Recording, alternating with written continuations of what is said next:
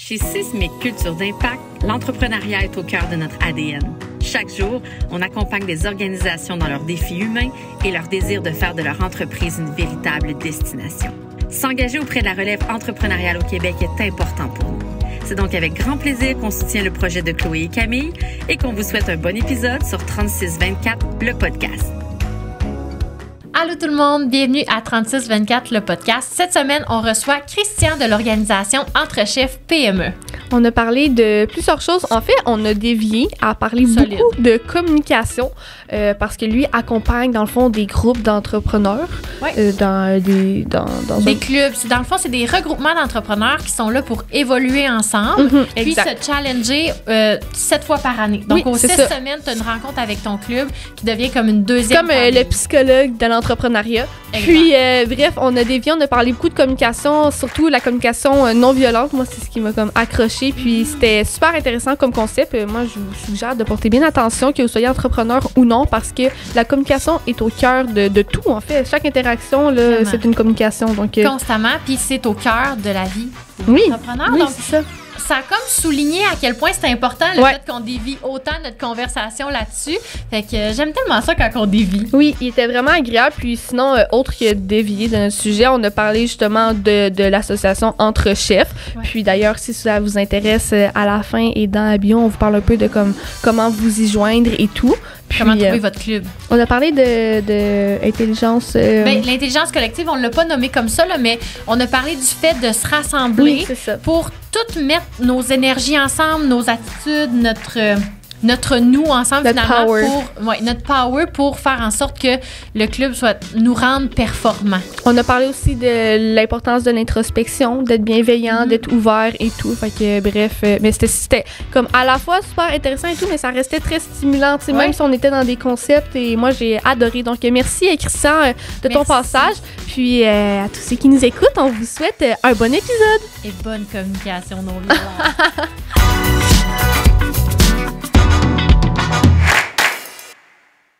Allô, Christian? Bon matin. Comment ça va? Ça va bien, vous autres? Ça va bien. Premier podcast pour toi aujourd'hui. Tout à fait. On va te rendre à l'aise, inquiète-toi pas. J'en doute pas. Est-ce que tu peux nous dire qu'est-ce que tu fais dans la vie et nous parler un petit peu de ton parcours? Oui, présentement, je suis accompagnateur chez Entre Chefs PME. C'est d'ailleurs comme ça, je pense que... On se connaît, oui. On se connaît. Donc, j'accompagne des chefs d'entreprise, principalement dans la région de Sherbrooke, canton de l'Est.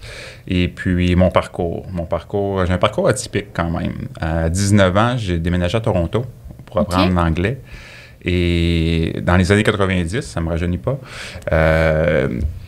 être bilingue, c'était comme avoir un degré universitaire. Donc, j'ai vraiment tous les bureaux chefs déménagés à Toronto. Il y avait besoin de gens bilingues pour travailler avec eux. Donc, j'ai commencé mon parcours à Toronto. Dans le bas de l'échelle, j'ai travaillé chez Esso, Imperial Oil.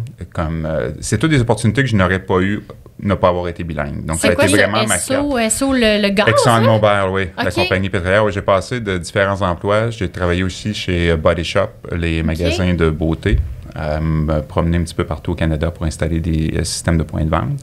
Tout ça pour m'apporter un jour où, quand ma conjointe est tombée enceinte, on a décidé de revenir vivre à Montréal et c'est là que je suis devenu entrepreneur, finalement. J'ai repris l'entreprise familiale qui avait été rachetée par Plus Gros. Mon père était rendu actionnaire minoritaire.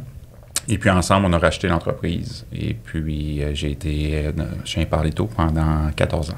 OK. Wow. Ouais. C'est fou. Puis cette entreprise-là, ça faisait quoi exactement? Parce que je connais pas. Imprimeur. Donc, on imprimait des magazines principalement. Impression commerciale, impression de magazines avec des presses rotatives. OK. Ouais. Puis ça fait combien de temps que tu as comme changé de rôle dans le fond? T'es-tu encore là-dedans ou... Petite anecdote, je voulais déménager dans le canton de l'Est, mais mon imprimerie était à Victoriaville.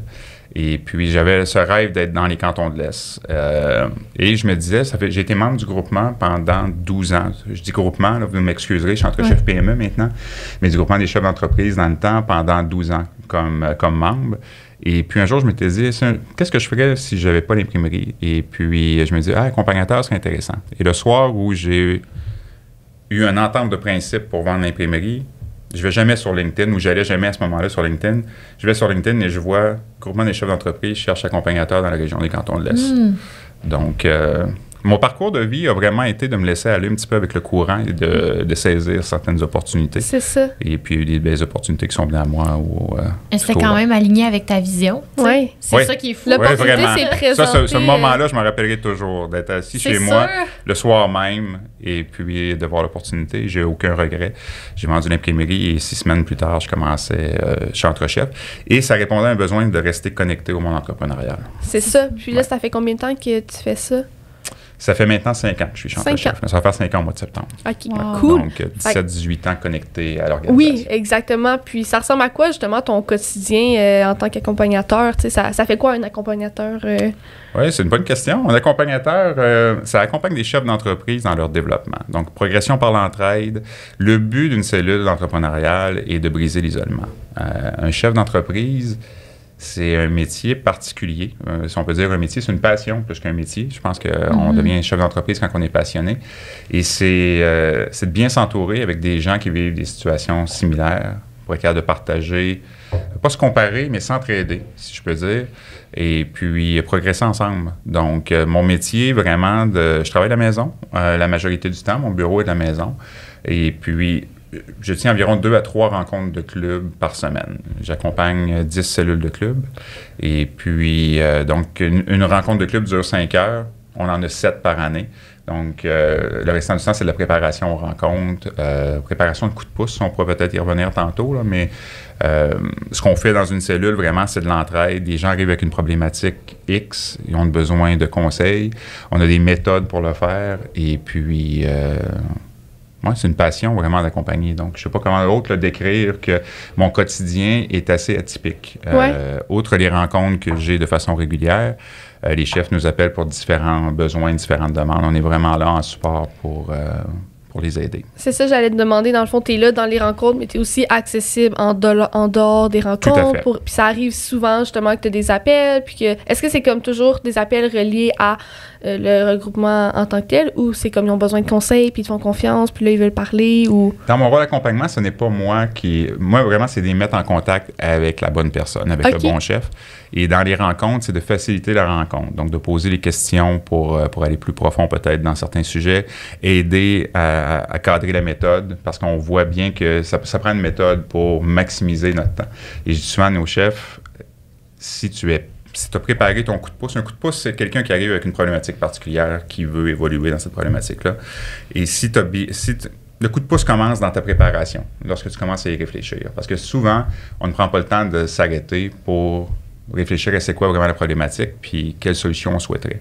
Donc, juste de l'écrire et d'en faire un constat, le coup de pouce commence et par la suite, le club pose des questions et va offrir des pistes de solutions au chef afin qu'il puisse évoluer. Fait que de là, l'évolution par l'entraide ou la progression par l'entraide, si on peut dire. J'aimerais ça pour nos auditeurs que tu expliques la formule, tu sais, des bulles, tout ça, entrepreneurial, comment ça fonctionne pour entrer dans un club. Parce que moi, je viens de passer par ce parcours-là. Puis j'étais vraiment comme impressionnée de toute la structure que vous avez, comment c'est bien fait, puis comment il faut être accepté dans un club. Puis ça, je trouve ça vraiment le fun pour que la synergie soit là. Peux-tu expliquer comment ça fonctionne entrer chez Chef PME? Avant de... Excuse, j'ai une petite mini-question pour clarifier. Regroupement des chefs puis entre chefs, est-ce que c'est la même chose ou non? OK, parfait. Je voulais pas utiliser constamment le mauvais terme. C'est le nouveau nom de l'entreprise, de l'organisation depuis les 2 dernières années. Donc, ça a commencé sous le regroupement des chefs d'entreprise.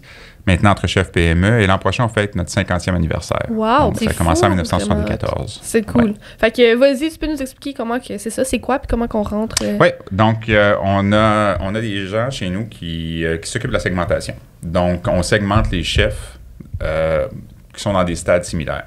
Donc, on a des stades, juste pour vous donner un exemple, on a un stade entrepreneurial, par la suite, entrepreneurial avancé, organisé, maturité. Par la suite, on a des clubs de continuité, donc des gens qui ont une relève en place ou qui souhaitent vendre dans les prochaines années pour se préparer à cette étape-là, parce que c'est une réalité différente. Et puis, on aide le chef jusqu'à post-entreprise. Donc, même une fois que tu as vendu ton entreprise, cette transition-là, de passer à concentrer tout ton temps à l'entreprise sans nécessairement réfléchir à l'après, apporte un certain vide à l'occasion lors de la vente. Donc, on aide le chef jusqu'au post-entreprise. Pour rentrer dans une cellule, faut se qualifier. La qualification est assez simple quand même. Il faut vouloir progresser par l'entraide et puis s'entraider et avoir généralement 10 employés et un chiffre d'affaires d'environ $1 million. La seule raison pour ces qualifications-là, c'est pour avoir le temps d'être capable de se libérer et d'aller en rencontre. Parce que lorsqu'on est plus petit que ça, des fois, le temps devient très précieux et c'est plus difficile de se libérer pour aller aux rencontres. Je comprends. Puis, dans le fond, ce que tu viens de nommer, c'est comme des niveaux. On pourrait dire ça comme ça ou... Oui, c'est des étapes. Ouais. Des étapes. Et il n'y en a pas une plus... c'est vraiment... Un exemple, le stade organisé, c'est généralement un chef qui a une équipe en place. Donc, il est directeur général ou président-directeur général de son entreprise. Il y a un directeur des opérations, une directrice des opérations, et ainsi de suite. Donc, tu as une équipe qui l'entoure. Tandis qu'entrepreneurial, pour prendre le même exemple, ça peut être quelqu'un qui est sur le plancher, sur le terrain, qui est encore actif dans la production à tous les jours. Donc, sa réalité est différente. Il n'est pas entouré d'une équipe. Et maturité, bien là, c'est vraiment des entreprises généralement de 200 employés et plus qui ont souvent le chef et président du conseil d'administration, un directeur général en place, et ainsi de suite. Donc, leur réalité est différente, les sujets sont différents. C'est ça. Puis là, dans tous ces, je veux dire, niveaux, mais c'est pas des niveaux croissants. On est habitués, c'est pas des niveaux croissants. Dans toutes ces catégories, il y a comme d'autres, il y a des sous-groupes après qui divisent selon, justement, t'es quel type de chef. Ou, tu sais, mettons, Camille, toi, t'es dans un... Moi, je suis dans entrepreneurial avancé, parce que, mettons, j'ai toi qui s'occupe du marketing, je touche pas à ça. Parce que j'ai Caro qui s'occupe de la commande. Fait que je suis au début de mon entrepreneurial avancé. Parce que je suis capable de me dégager du temps. Mais si j'étais encore l'année passée à coiffer 100% de mon temps, j'aurais été dans entrepreneurial. Puis là, le groupe aurait pu m'aider à bâtir mon équipe pour passer au prochain palier, même si c'est pas ça le but, là. Si j'étais dans une relève, ça aurait aucun rapport. Là, mais c'est ça, mais là, toi, c'est dans entrepreneurial avancé, mais ton groupe en tant que tel, vous avez comme une précision, passion, quelque chose? Bien, ça, c'est une autre c'est le focus de progression. OK, c'est ça. Donc, désolée, je mélange. Un club dans ce segment-là peut avoir différents focus de progression. Donc, j'essaie de réfléchir à un focus de progression ça peut être de se créer une équipe forte afin de pouvoir me libérer du temps pour... Le focus de progression est une phrase simple qui est l'essence de ce qui rassemble ce club-là. Je comprends. Donc, parfait. Est-ce que tu sais ton focus de progression? Je sais qu'il y a le mot fun à la fin. Il faut comme... Fun? Oui. Non, il y a le mot fun à la fin. Puis c'est pour ça que j'avais accroché. C'était tous des gens qui avaient une vie de famille. Ça, pour moi, c'était important. Ouais. J'avais le choix entre 3 clubs, mettons. Oui, j'ai reçu 3 profils. Téléphone. Oui, mais je pense que c'est confidentiel. Fait que, je pense, là, en tout cas... quelle information? Les descriptions des 3 clubs... Ben, tu sais, c'est pas... La description des clubs dans le sens... Ah oui, les membres et ainsi de suite. Exact. Ben, confidentiel, je ne sais pas, mais c'est quand même de l'information privilégiée. Exact. Généralement, on se fait dire de ne pas le dire. T'sais, tu fais ton choix avec toi, tes valeurs, où est-ce que tu veux t'enligner. Puis moi, c'était beaucoup le fait que c'était tous des gens de l'Estrie, qu'il y avait des hommes dans le groupe. Moi, j'avais déjà été dans des groupes d'entrepreneurs femmes. J'avais comme le goût d'une énergie masculine là, pour me shaker. C'était un groupe qui se challengeait beaucoup. Fait que ça m'a appelé. Puis c'était tous des gens qui avaient des familles. Donc, ça me ressemblait. C'est ça. Oui, et le focus de progression, c'est un peu comme la mission du club, si on peut dire. Si on l'apporte à sa forme la plus simple, parce qu'on a une mission d'entreprise ou une vision d'entreprise, c'est un peu ça. C'est ce qui les rassemble. Et c'est généralement porté par leader, co-leader. Parce que dans une cellule de club, il y a un leader, co-leader. C'est avec eux que l'accompagnateur ou l'accompagnatrice fait équipe dans la préparation des rencontres et ainsi de suite. Et puis, généralement, ils changent à chaque année. Donc, quelqu'un porte quelque chose de différent d'une année à l'autre. Il y a un plan de club sur les 7 rencontres avec différents thèmes, des experts invités qui viennent en rencontre. Et puis... Donc, on a les différents segments et tout ça, les focus de progression. Puis là, pour entrer dans une cellule qu'on appelle, ça fonctionne comment? Premièrement, on invite le potentiel, la personne qui a un intérêt à venir vivre une rencontre de club. Et puis, lors de cette rencontre-là, c'est une rencontre normale, il n'y a rien de différent, on vit la rencontre.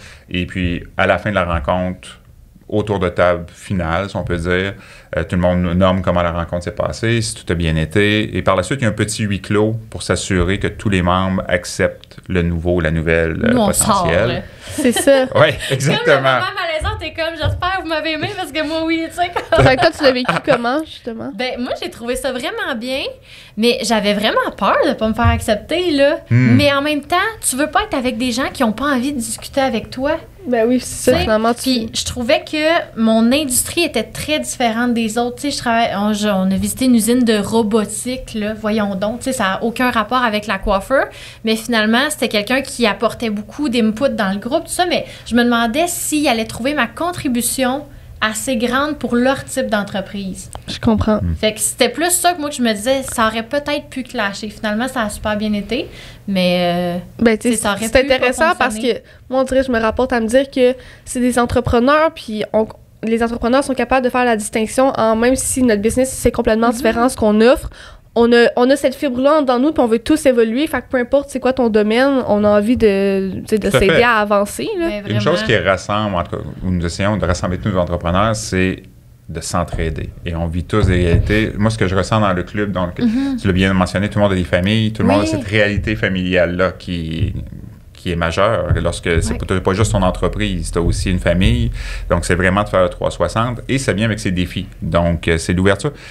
Ce qui me passionne le plus, c'est la transparence des gens, le vouloir d'aider, mais la vulnérabilité aussi, la capacité dans cette cellule-là avec le temps.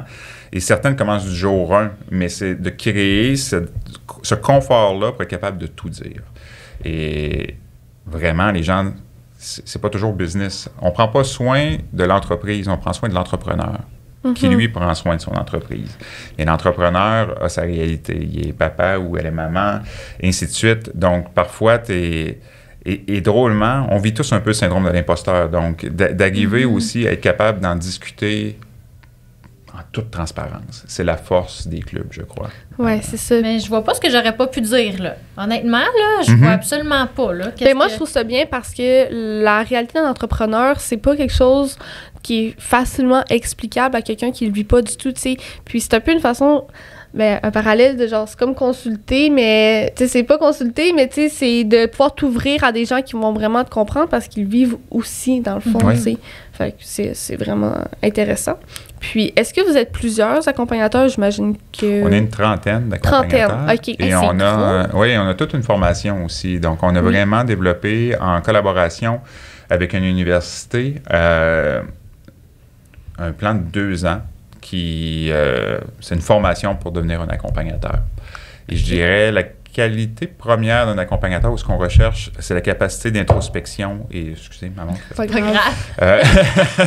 Donc, la capacité d'introspection. Parce que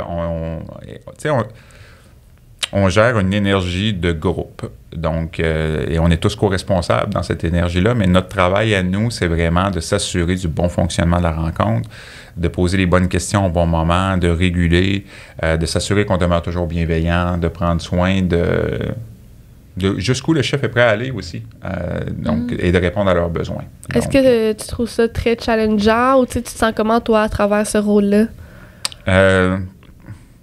Challengeant au début, certainement. Toujours. Ce que j'aime de ce rôle-là, je dirais, et je vais répondre à ta question c'est qu'à chaque rencontre, c'est différent.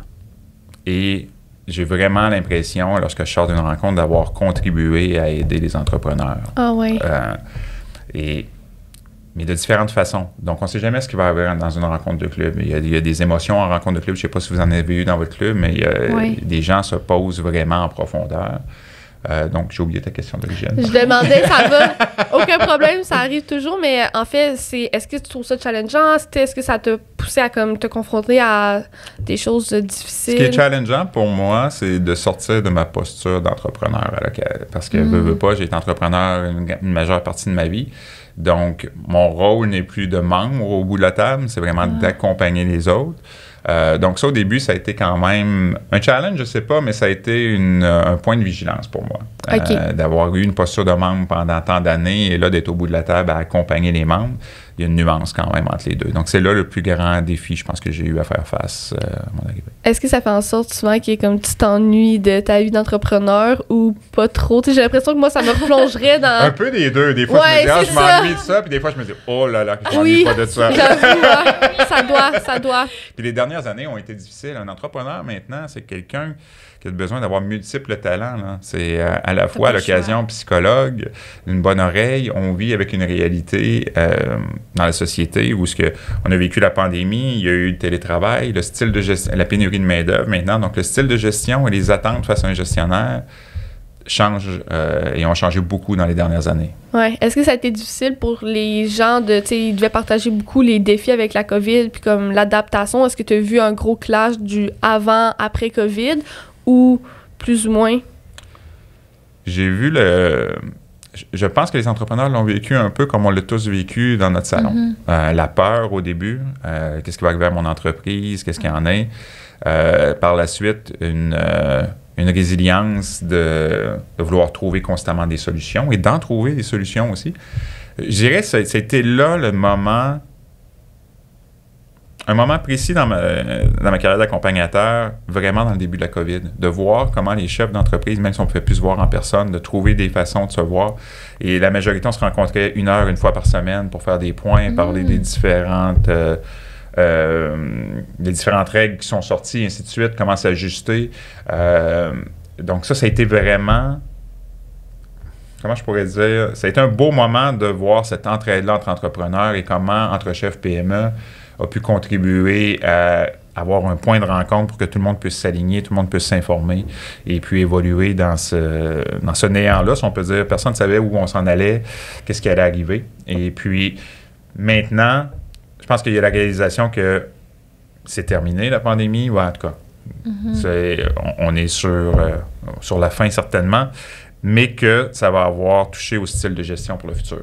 Et après ça, il y a eu plein de questionnements. Qu'est-ce qu'on fait avec le télétravail? Et je pense qu'on a changé en tant que société qui force à évoluer en tant que style de gestion. Est-ce que tu trouves que les entrepreneurs doivent changer un peu avant la société ou être un moteur de ça? C'est une excellente question. On a-t-il une responsabilité, mettons, plus que les gens qui sont travailleurs, mettons, d'être conscients de... Bien, j'essaie de connecter aux mots responsabilité. Il y a une partie de moi qui dit oui. Je suis beaucoup animé par l'économie 3P. Malheureusement, c'est 3 termes en anglais. Là. C'est 3 mots en anglais, mais c'est People, Purpose, Profit. Donc, c'est une économie basée... C'est un style de gestion basé que si on prend soin de nos personnes, qu'on a un but précis et qui parle et qui a un objectif précis, mais le profit va être une retombée finalement. Donc, de prendre soin des personnes, d'avoir un but précis. Et je pense que c'est de plus en plus vers là où on s'en va. On regarde maintenant la pénurie de main-d'œuvre a fait qu'avant, l'employé qui était content d'avoir un emploi, maintenant a le choix. Donc, les employeurs, qu'on le veuille ou non, ont à s'adapter et d'ailleurs, on n'entendait pas parler de marketing de RH il y a 8 ans. Maintenant, c'est sur les lèvres de tous. Comment attirer et avoir une bonne rétention? Et ça passe par un style de gestion différent. Ce n'est plus juste tu rentres travailler à 9 heures, tu punch out à 5 heures. Ça fait partie de ta vie et il faut que ça soit un environnement plaisant. Donc, les entrepreneurs n'ont pas eu le choix de s'adapter. Maintenant, est-ce qu'ils s'adaptent par... le sens de ta question, je ne me trompe pas, c'est est-ce qu'ils s'adaptent parce qu'ils sont en avant? Oui, c'est ça, ou parce qu'ils sont en avant. Je dirais ça dépend des entrepreneurs. On a des entrepreneurs au devant de la parade qui, il y a 8 ans, agissaient déjà comme ça.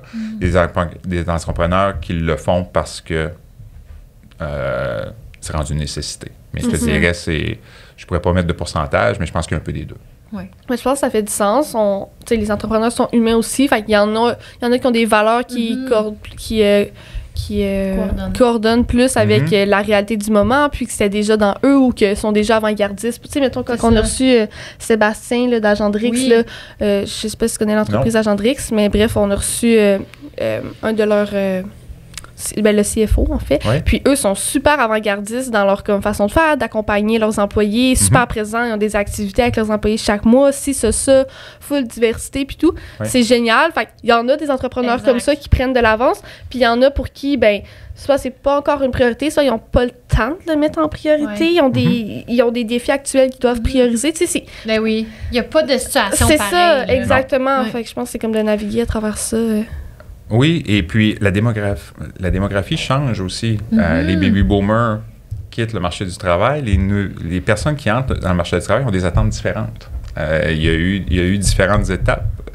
Et maintenant, c'est mon garçon, c'est vous qui embarquez sur le marché du travail avec des attentes différentes.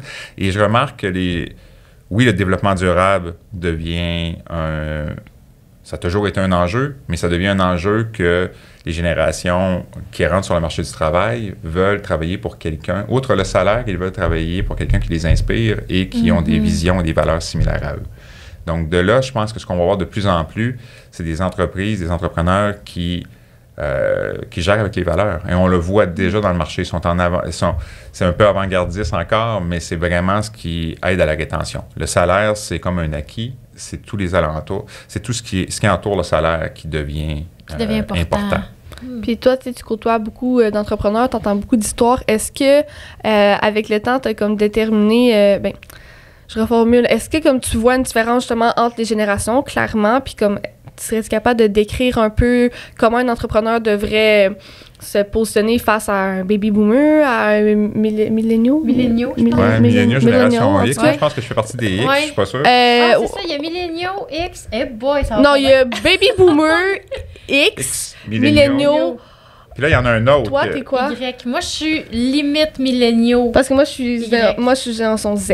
Bref, à travers, on va dire les 20 à 30, 30 à 40, 40 à 50. Ouais, c'est ça.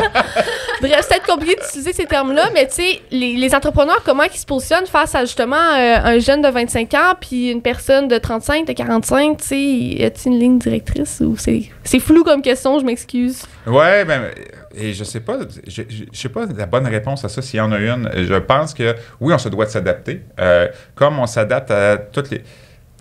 non seulement aux générations, mais aux réalités aussi. Et je pense que c'est ce qui va ressortir de positif des étapes qu'on est en train de franchir, c'est que le travail 9 à 5, comme il a toujours été, évolue et va continuer d'évoluer.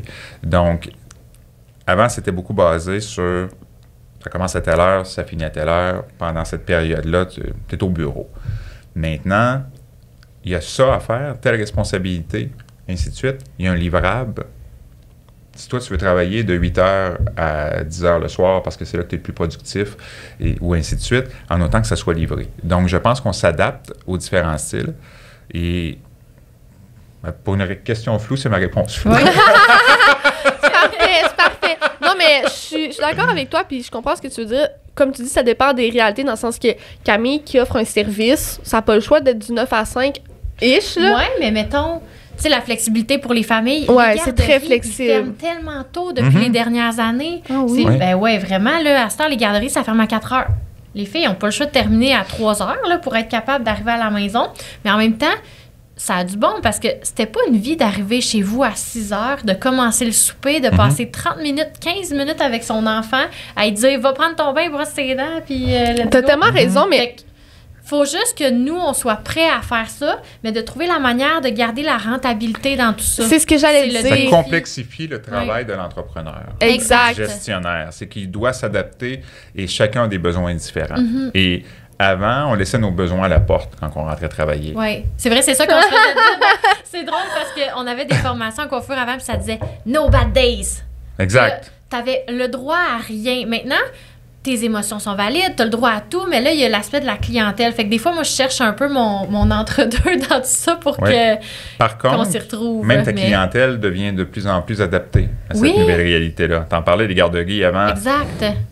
Donc, les garderies ferment plus tôt. Les restaurants, maintenant, à 9 h, c'est souvent fermé. Ils sont fermés 3 jours dans la semaine. Ce qui, avant, n'aurait pas été, on ne peut pas se permettre ça. On va être obligé de fermer ou nos clients n'accepteront pas ça. Maintenant, ce qui n'était pas acceptable avant, le consommateur l'accepte parce que... Il vit lui aussi dans le vit lui aussi. Exactement. Ouais. Mais ça fait beaucoup de sens ce que tu dis parce que j'allais te répondre, c'est bien beau laisser, tu sais, je dis pas ça que tu fais là, mais c'est bien beau offrir la liberté à ses employés, mais à m'amener c'est parce qu'il y a une question de rentabilité, puis il faut quand même que tu fasses de l'argent. Comme tu dis, ça complexifie le travail d'un entrepreneur parce que là c'est comme, il faut que tu sois compréhensif, il faut que tu aies de l'empathie à tes employés, il faut que tu leur laisses la liberté et tout, mais il faut qu'il y ait de l'argent rentre. Là. Mais en même temps, si tu reviens à people, purpose, puis profit, mon Dieu, mon anglais, mais c'est pas grave. Mais si tu reviens à ça, en premier, c'est people. Puis si ces gens-là sont heureux, vont te redonner plus dans leurs moins d'heures de travail. Et voilà. Mais pas tout de suite. parce que eux aussi, ils ont un besoin, ils ont un moment pour s'adapter dans tout ça, mais c'est juste de trouver l'équilibre qu'il n'y a pas pour c'est du cas par cas. C'est du cas par cas, puis overall, l'idée fait bien du sens, mais ça reste, mettons, un employé qui n'a pas connu autre chose, dans le sens qu'un employé, comme on va te prendre comme exemple. Ouais. Toi, ça fait longtemps que tu es coiffeuse, tu as vécu la coiffeuse qui doit avoir no bad days, qui rentre au travail puis que, hey, dis pas un mot parce que t'es dehors, là, tu sais. Oui, toi, tu as vécu ça, fait que tu comprends le privilège d'aujourd'hui être dans une réalité où tu choisis ton horaire, c'est plus lourd, c'est plus ça, mais les gens qui rentrent dans le métier maintenant, ils l'ont pas vécu, ça. Fait qu'ils savent pas c'est quoi le clash puis le privilège qu'ils ont en ce moment. Puis c'est ça, peut-être que des fois, je suis comme, c'est un peu dommage pour, mettons, ma génération parce que faut être conscient quand même de l'évolution puis il faut comprendre que pour une entreprise, c'est un gros sacrifice qui revient. Puis c'est du donnant-donnant, mais c'est quand même un sacrifice d'offrir tous ces avantages-là. Puis moi, je pense qu'il faut en être reconnaissant, là, en tout cas. Ben vraiment. Mais c'est dans notre culture, je pense. Peut-être tu peux nous répondre là-dessus, là. Mais c'est générationnel, et il y a une raison pourquoi c'est générationnel, parce que, on prend un exemple, je vais parler de moi, j'ai grandi avec mon père qui avait son entreprise, et puis ma mère travaillait dans l'entreprise, mon père se levait à 5 h du matin pour aller travailler, partait vers 3 h pour aller faire des livraisons à Montréal, revenait à la maison vers 7 h le soir, soupait, puis retournait préparer ses commandes le lendemain. Donc, on a vécu, ma génération, en voyant nos parents travailler très fort. Donc, veux pas, tu dis, moi, quand je vais être adulte, je veux être capable de passer du temps avec mes enfants. Donc, nos besoins changent et c'est un peu un yo-yo d'une génération à l'autre parce qu'on va aller à l'opposé souvent de ce qu'on a vécu. Donc, on va à l'autre opposé et par la suite, les autres disent, mais... Donc, c'est un ajustement constant de la société d'une génération à l'autre, basé sur la jeunesse qu'on a eue. C'est ma façon de le voir.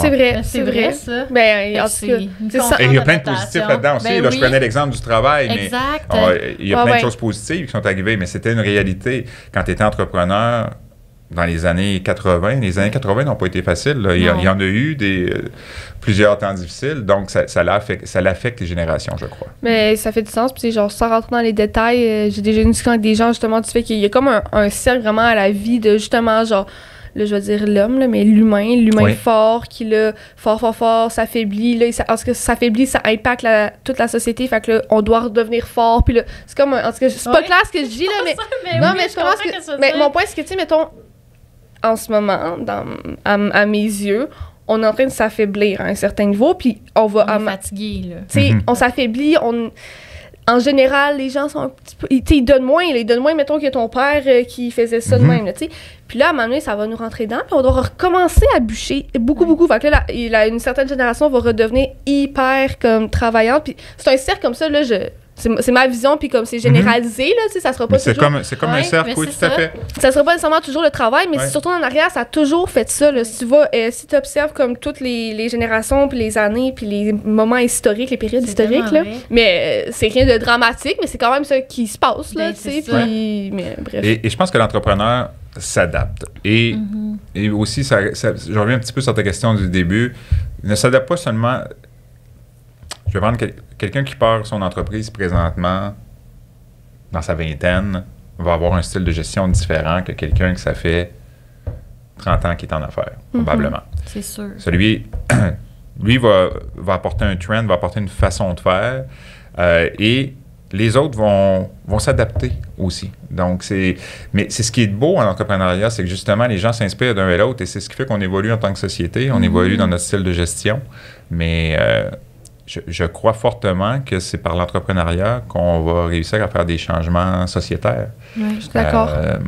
Ce n'est pas en attendant après les gouvernements c'est vraiment chacun d'entre nous. Et si les gens sont heureux de travailler dans une entreprise, ils rentrent heureux le matin, ils reviennent heureux le soir, sont plus heureux à la maison, ont un meilleur temps à la maison, ont une meilleure santé mentale, veulent contribuer plus, comme tu partageais tantôt, vont vouloir donner leur 100%.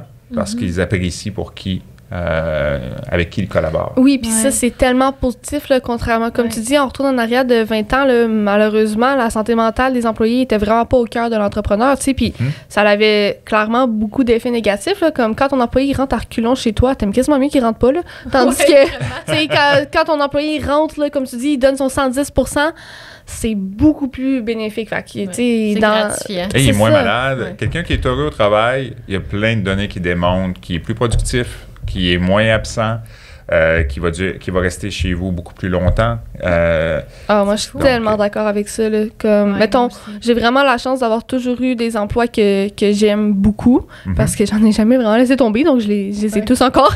Et je le dis souvent à mon entourage, à mes amis, d'à quel point j'étais comme chanceuse de ça, parce que c'est fou l'influence que ça a eu sur ma vision de la vie, de ma carrière, ma confiance en moi, parce que, tu sais, je suis aux études, mais en même temps, j'ai des emplois où je me sens super performante, puis accomplie. Ça fait en sorte que, tu sais, mettons que je performe moins bien à l'école, ça m'affecte pas beaucoup parce que je performe tellement dans ce qui me passionne que je suis pas inquiète de où est-ce que je m'en vais, tu sais. Fait que je me dis souvent que, tu sais, tout le monde mériterait d'avoir un emploi qui les passionne parce que c'est fou la différence que ça a sur comment tu te sens au quotidien puis comment tu te vois, tu sais. C'est vrai que... Ça me vient une question, OK? Mettons que tu es en club puis tu as un entrepreneur super fermé, super ouvert. Comment, toi, c'est quoi tes outils pour faire le pont entre ces deux-là? Tu sais, on vient de parler de génération, de tout ça. Tu sais, là, si tu avais un propriétaire d'entreprise qui était comme super fermé puis un super ouvert, comment, toi, tu navigues à travers ça? Il y a une partie que c'est moi, mais c'est de faire confiance au groupe aussi. C'est ça. Donc, quelqu'un... et généralement, lorsqu'on vient dans un club, souvent les entrepreneurs nous disent « Je venais pour X et j'ai eu Y. » Donc, et je suis agréablement surpris. Ça dépasse mes attentes. Parce que souvent, les entrepreneurs viennent pour... Comment je pourrais dire? Venir chercher l'information, les thèmes et ainsi de suite. Et ils repartent avec... une bienveillance dans un club. Donc, c'est de le prendre chacun sa vitesse. Et puis, ça ne veut pas dire c'est quoi ouvert et c'est quoi être fermé. Donc, c'est aussi ça, c'est de ne pas avoir aucun jugement. Dans mon rôle d'accompagnateur, c'est de ne pas juger chacun sa réalité. Il y a une raison peut-être pourquoi il a cette pensée-là ou cette croyance-là. Et je pense que la force du groupe embarque. Et souvent, c'est juste de poser certaines questions bienveillantes. D'avoir des explications. Et je connecte beaucoup, je ne sais pas si vous avez déjà entendu parler de la communication non violente, qui est un principe. Ça, je l'applique beaucoup en club. Je ne suis loin d'être un spécialiste, mais le concept nous parle beaucoup. Donc, c'est comment tu te sens et pourquoi. C'est vraiment d'apporter une écoute bienveillante et puis de cheminer. Et pas d'essayer de le convaincre, mais beaucoup plus d'avoir une discussion pour que tous les partis évoluent. Donc, parce que qui a raison, qui a tort? On ne sait pas. On ne sait pas. Donc, vrai. c'est vraiment, je pense que l'outil le plus important d'un accompagnateur, oui, l'introspection, d'être capable de voir notre impact sur le groupe dans cette co-responsabilité, mais d'avoir aucun jugement. Oui. On n'a pas marche. Je me dis toujours, marche un mille dans les souliers de quelqu'un avant de se porter jugement. Ta vérité peut être différente de la mienne. Exact. Donc, des fois, c'est juste une question de point de vue puis de réalité. Là, comme tu dis, tu n'as pas été dans les souliers d'autres personnes, donc sa vérité. Et parfois, c'est le reste du groupe aussi qui va progresser dans cette discussion-là. Donc, c'est d'avoir une discussion bienveillante. Puis, dans l'ouverture, sans jugement.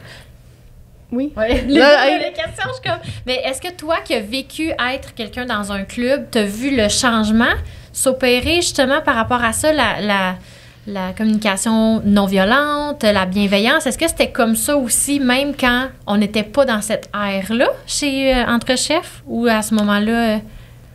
Oui. Oui, c'est hot, ça? Oui, vraiment. Entre Chefs, c'est une des choses et toujours...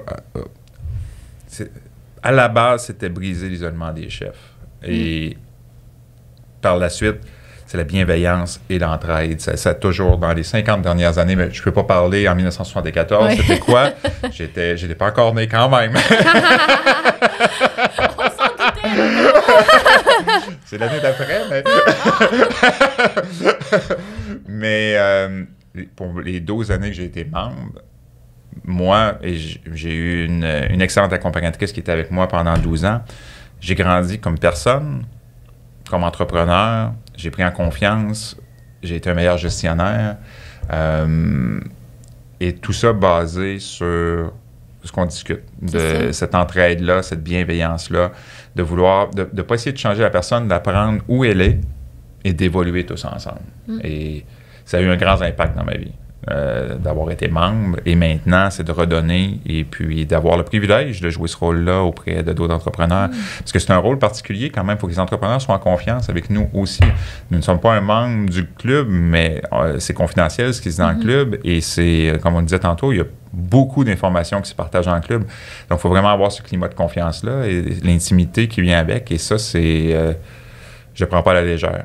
Oui, je comprends. Moi, ma question que j'allais demander, c'est je sais que tous les entrepreneurs doivent être très différents les uns des autres, mais typiquement, est-ce que tu crois que les gens, quand ils entrent dans le club, ont l'impression qu'ils font beaucoup d'introspection, qu'ils font beaucoup de travail sur soi, puis finalement, ils réalisent que l'introspection... Parce que...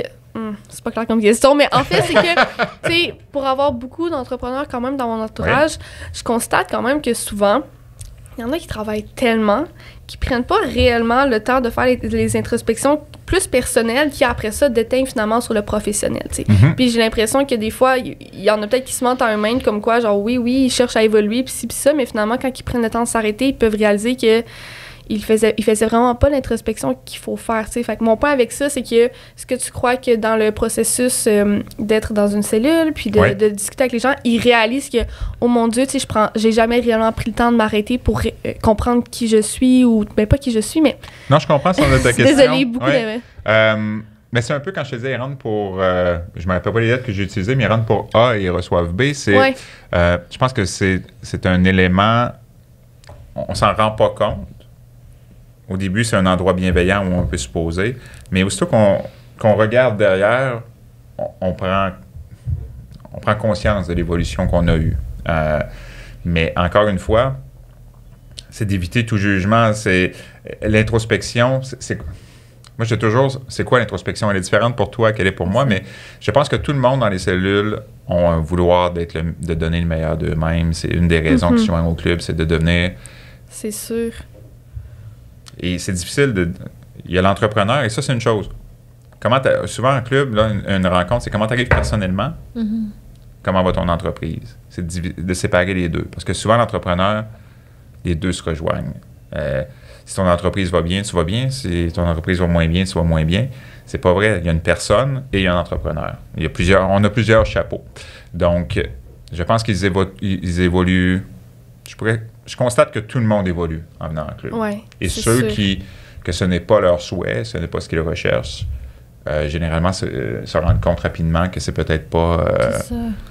Oui, c'est pas ce qu'ils veulent, dans le fond. Mais ça doit être rapide, là, quand même, parce que les questions sont assez confrontantes, là. Tu sais, si tu réalises que tu n'as pas envie d'en parler. Je veux dire, la première question, c'est comment tu arrives aujourd'hui, maintenant, faut que tu fasses l'introspection. Là. T'as pas 10 minutes pour y penser. T'as raison. Ben oui, t'as 10 minutes, là, mais tu sais, t'as pas 3 heures de ta vie pour faut vraiment que tu te remettes en question rapidement.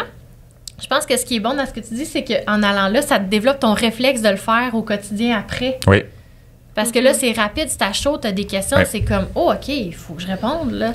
Oui. Ouais. Et, tu sais, je reviens un petit peu à la communication non violente ou communication consciente. C'est difficile de le pratiquer envers les autres au début. Le concept est tellement simple. Mais de le mettre en application, c'est comme parler espagnol. C'est pas si compliqué apprendre l'espagnol. Ça prend du temps un petit peu, mais si tu le pratiques pas, tu le perds. Donc, moi, ce que j'aime beaucoup de la communication consciente, c'est que c'est une belle façon de faire une introspection. OK. C'est quoi les faits? Sans jugement. De regarder une situation sans jugement, sans que ce soit bon ou mauvais, juste ce qu'il y en est. Dans un style de gestion, souvent comme gestionnaire, je dis souvent à mes gestionnaires, imagine-toi que tu as le même message à donner à 2 personnes différentes, mais c'est le même message. La personne avec qui tu t'entends super bien et la personne avec qui tu as plus de difficultés, que le courant est un petit peu plus difficile. Tu as le même message à passer. Je leur dis, ferme-toi les yeux, imagine-toi en train de partager à quelqu'un avec qui tu t'entends bien. Ah, tout va bien, Donc, c'est un peu la prophétie autorisatrice, si on peut dire. C'est, si tu penses que la conversation va bien aller, tu arrives en ouverture. Donc, tu crées de l'ouverture lors de la rencontre. Par la suite, tu dis, mais tu vois, j'avais raison, ça a bien été. Si tu penses que la conversation va moins bien aller ou que ça va être plus difficile, tu arrives un peu plus fermé. Et là, ça crée de la fermeture de part et d'autre. Donc, tu dis, tu vois, j'avais raison. Ça n'a pas bien été.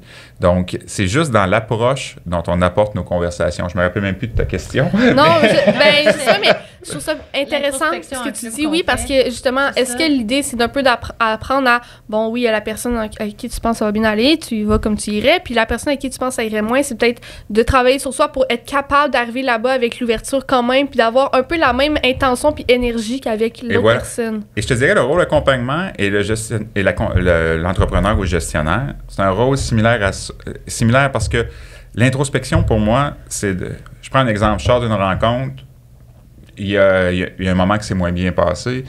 Je pourrais facilement dire « il n'a pas voulu comprendre ce que je lui disais » ou « il n'a pas compris mon message ». L'introspection, c'est ressortir et dire « Pourquoi est-ce que cette intervention-là a moins bien été? Comment est-ce que moi, dans ma posture, j'aurais pu agir différemment afin que ça aille mieux? » Et de ne pas se virer vers l'autre, de se virer vers soi. On n'est pas responsable de comment les autres réagissent. On est responsable de notre posture à nous. Et moi, c'est ce que je porte beaucoup dans mon rôle d'accompagnement, c'est de dire comment est-ce que comment est-ce qu'on peut être meilleur et on peut être plus conscient de la puissance de nos interactions. Et de se regarder soi avant de juger l'autre, finalement. Donc, en tant qu'entrepreneur, à tous les jours, on deal avec l'humain. Oui. Et l'humain est complexe. Donc, on n'est pas responsable de leur réaction, mais on doit s'assurer de bien communiquer. Et souvent, on pense qu'on fait une demande claire et ce n'est pas si clair que ça. Oui. Donc, c'est ça l'introspection pour moi, c'est de se regarder avant de juger l'autre et de dire qu'est-ce que moi j'aurais pu faire de différent. Et je pense que si tout le monde fait ça, nos communications vont bien se passer. Oui. L'évolution va être au rendez-vous. Mais je suis tellement d'accord avec toi, c'est full intéressant. Mais ma question, c'est est-ce que, tu dis tout ça, mais est-ce que toi, tu réussis à l'appliquer réellement dans ton quotidien? Parce que moi, on dirait, je suis comme, waouh, c'est beau, c'est des idées que j'ai toutes déjà pensées, mais après ça, tu arrives dans des situations où tes émotions sont impliquées, puis là, c'est zéro comme ça que tu réagis parce que t'es genre, elle me fait chier, puis genre, ça changera pas. On est tous émotionnels, puis ça, on en oui. C'est quoi le processus pour être capable de comme... Pour répondre à ta première question, je fais de mon mieux pour essayer de l'appliquer à tous les jours. Je suis loin d'être parfait.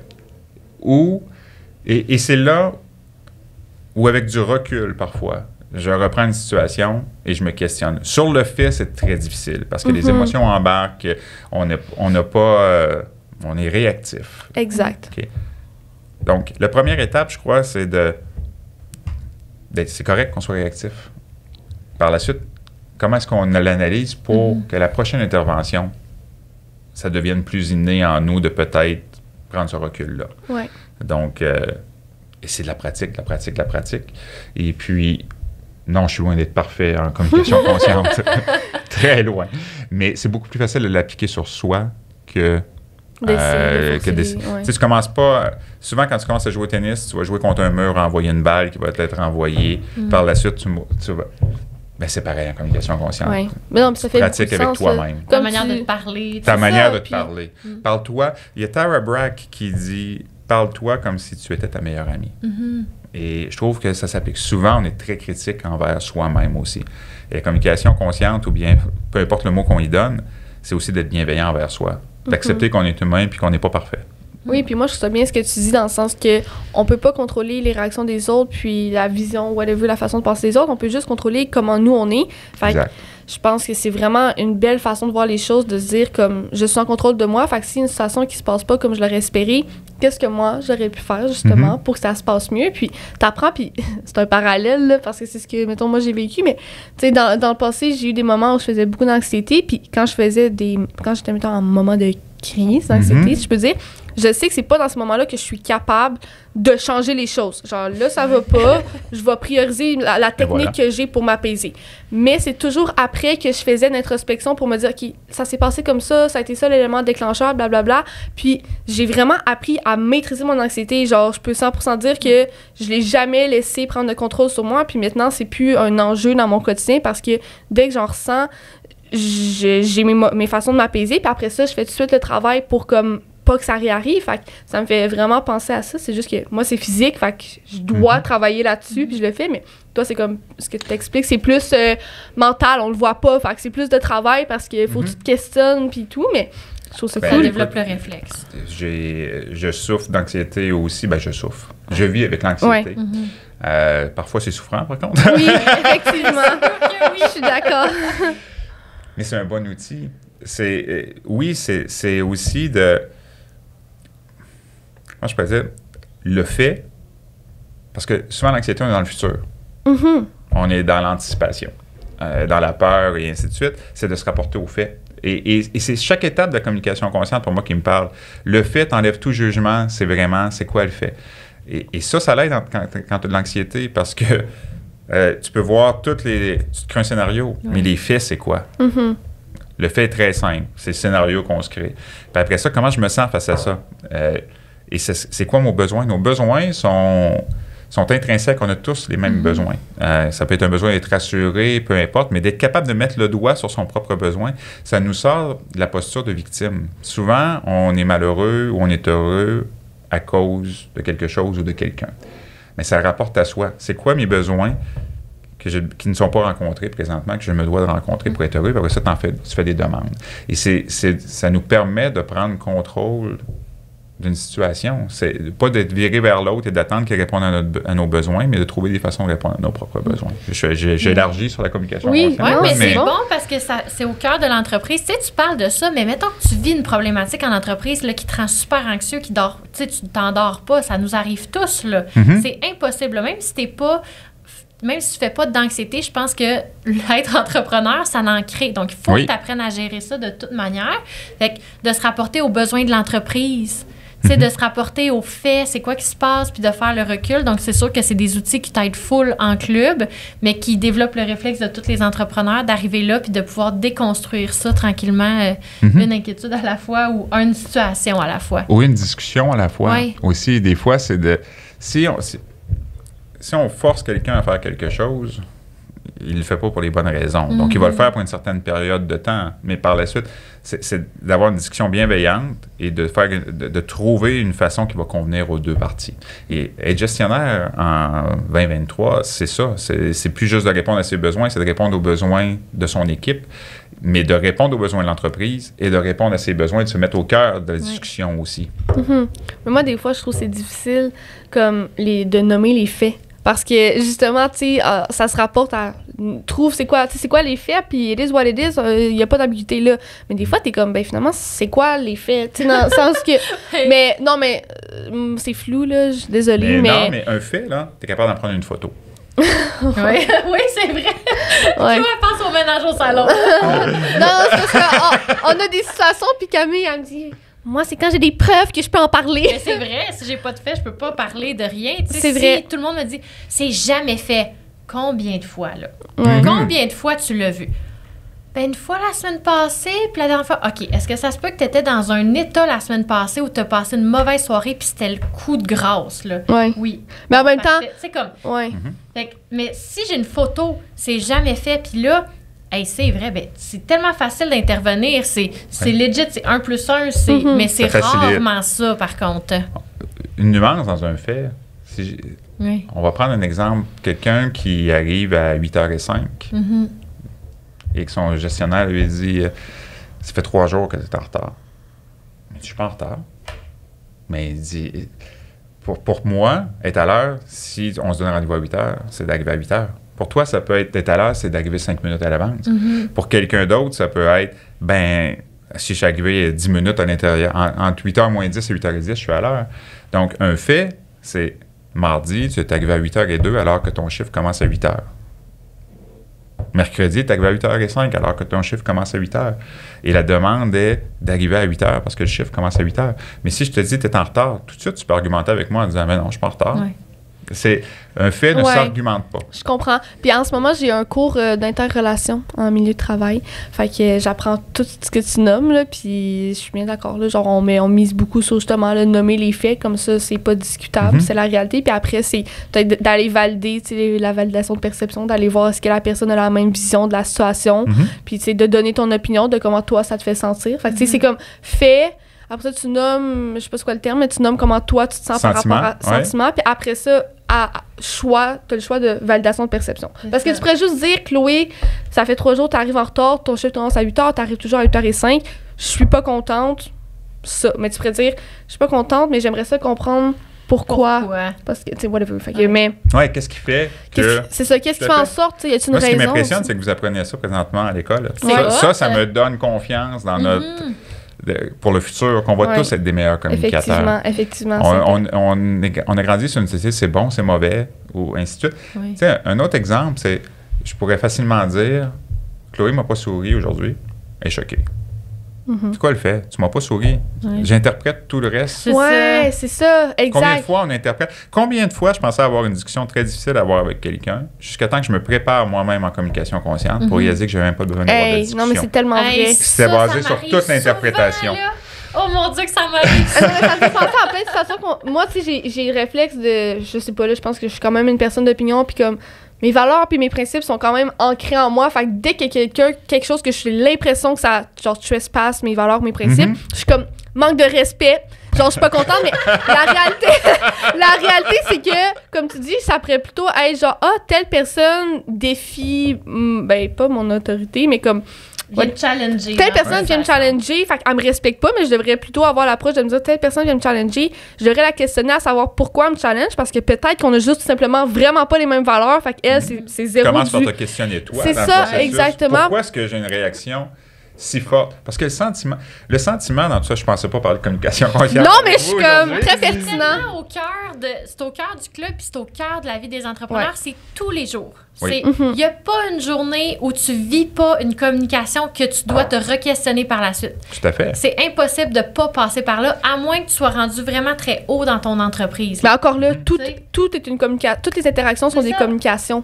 Et c'est rare que quelqu'un se lève le matin en disant « Moi, aujourd'hui, j'ai le goût de déplaire ou de... » C'est vrai! On est tous, peut-être une généralité, mais des bonnes personnes à la base.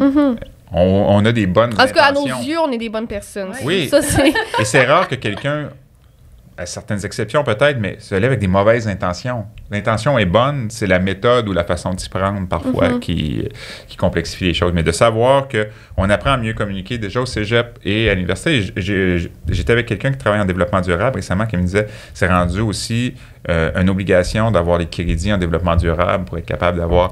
Donc, la société évolue. On veut apprendre à mieux communiquer et ça part par les...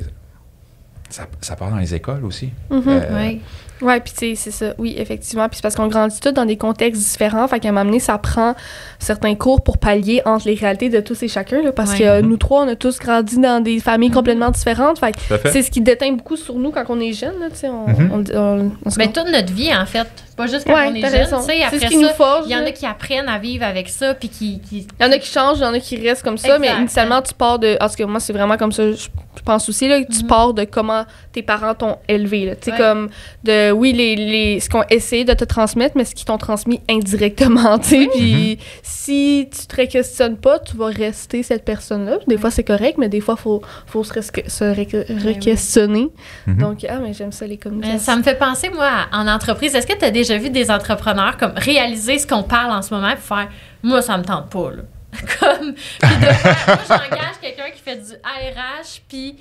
Mais c'est ça, c'est un peu ça que je voulais dire tantôt. Tu sais, y a-tu des gens, en tout cas, ça se rapporte à ce que je voulais dire tantôt, là, qui sont genre introspection moyen, là. Oui. Maintenant, je pense que ça va devenir... Introspection, c'est peut-être pas le mot que je choisirais, mais d'être capable d'avoir des communications saines et de se... Utilisons le mot introspection, parce que ça fit, là, mais en même temps... Ça va être une nécessité de gestionnaire. Oui, parce que je pense que de plus en plus, tu dis communication non violente, donc je vais dire communication violente, c'est de moins en moins toléré. Tu sais, les employés vont être genre, tu me parles comme de la merde, ben moi, je m'en vais. Ou tu sais, comme, ben moi, je vais manquer de respect ou je vais défier ton autorité. Hey, tu sais, qui veut vivre dans un climat de peur maintenant, là, comme, plus personne, là. Fait que, tu sais, il y en a encore des employeurs qui sont comme ça, mais c'est pas la clé du succès du tout, là. Mais même les enfants, moi, je pense à James, là, mon fils est super conscient, là. Là, maman, là, tu me dis ça, tu m'as manqué de respect. Tu sais, là, des fois, là, il va jusque-là, puis c'est un enfant, puis il a conscience de ça. Probablement que c'est déjà dans les communications à l'école, quand il règle des conflits, des choses comme ça. Ben, avec moi aussi, c'est sûr. Oui, je t'entends clairement dire à ton fils, mettons, ça, c'est un manque de respect. Ben oui, c'est ça. Je dis aussi, donc il me le redit si, mettons, je vois une situation, puis je crie, ou tu sais, où je deviens comme dans la communication violente, parce que ça m'arrive. Ben, ça arrive à tout le monde. Dessus, tu sais, comme... Et on dit souvent, les besoins, c'est comme le cousin des valeurs. Hein? Tu sais, le fait, c'est pour enlever tout jugement, toute interprétation. Le sentiment, par la suite, c'est comme le sentiment, c'est l'aiguille qui te dit « Ah, j'ai des besoins non rencontrés » ou « Tous mes besoins sont rencontrés ». Si tu es heureux, tu vis de la joie, peu importe, généralement, c'est parce que tes besoins sont rencontrés. Si tu es en colère ou tu as de la frustration, c'est parce qu'il y a certains besoins qui ne sont pas rencontrés. Tu parlais de respect tantôt. « Ah, tu me manques de respect » ou... Ben, en réalité... Le besoin, c'est de mettre le doigt sur quel besoin n'est pas rencontré, puis être capable de le nommer et de faire une demande par la suite.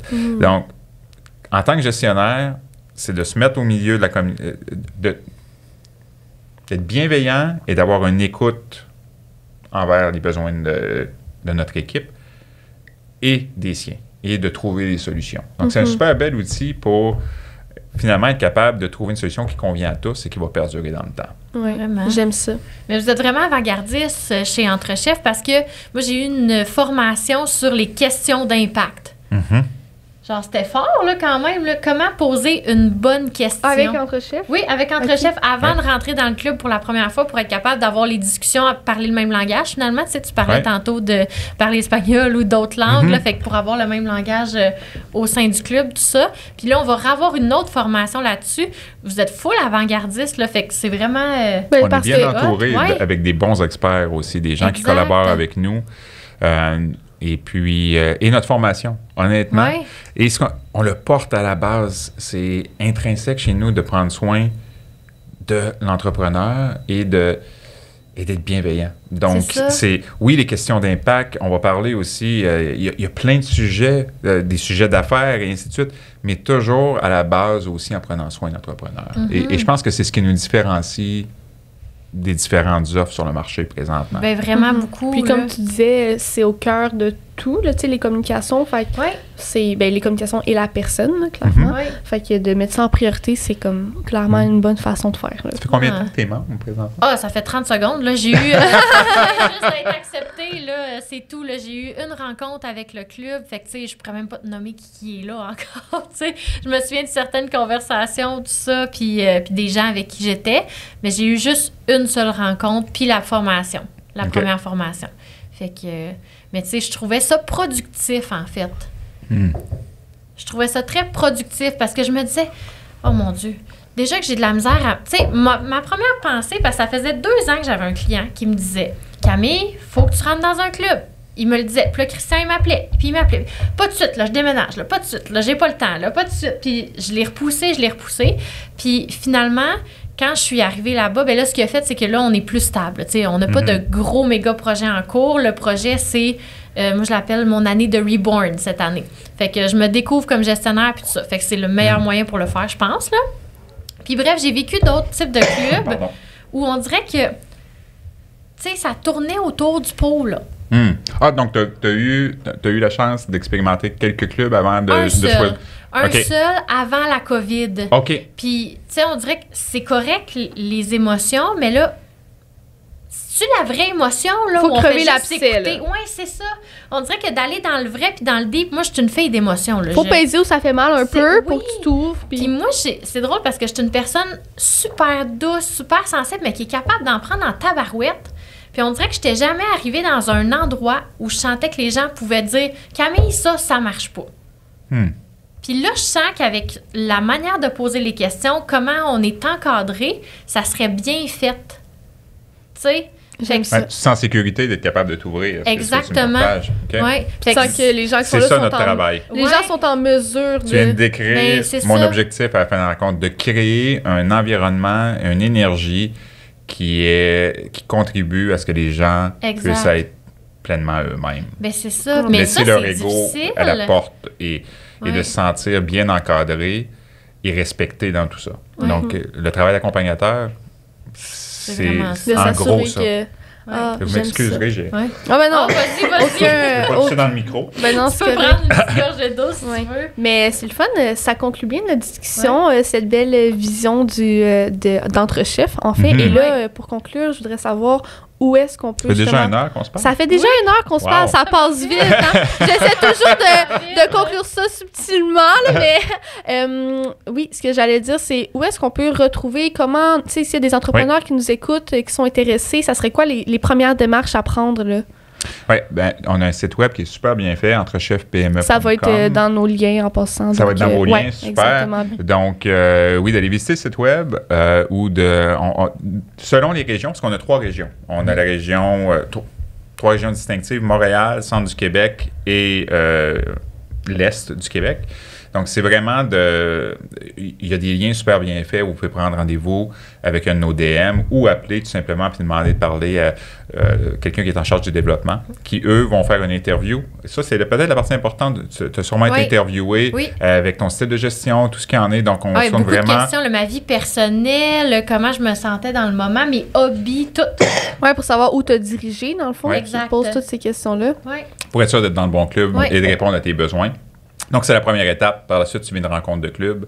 Et puis, si tout va bien, par la suite, tu as une famille. C'est trop cool, c'est cool. Eh bien, merci beaucoup de ton temps aujourd'hui. J'ai trouvé ça très pertinent. Puis, j'apprécie beaucoup ton énergie. Je pense que ça paraît que tu as comme l'habitude de t'asseoir avec des gens. Puis, c'est fluide. J'aime beaucoup ça. Pareillement. J'avais un petit stress en avoir rencontré aujourd'hui, mais l'heure a passé tellement vite. C'est ça, c'était le premier podcast de Christian. Donc, ça s'est bien déroulé. J'adore ça, moi, les premiers podcasts. Parce que souvent, on s'attend à quelque chose de cadrant, mais non, c'est juste une discussion, puis on laisse le flow aller. On fait même plus de questions maintenant. Non, c'est ça. On les a dans notre tête. Donc, merci de ton temps. On te souhaite une bonne journée. Pareillement.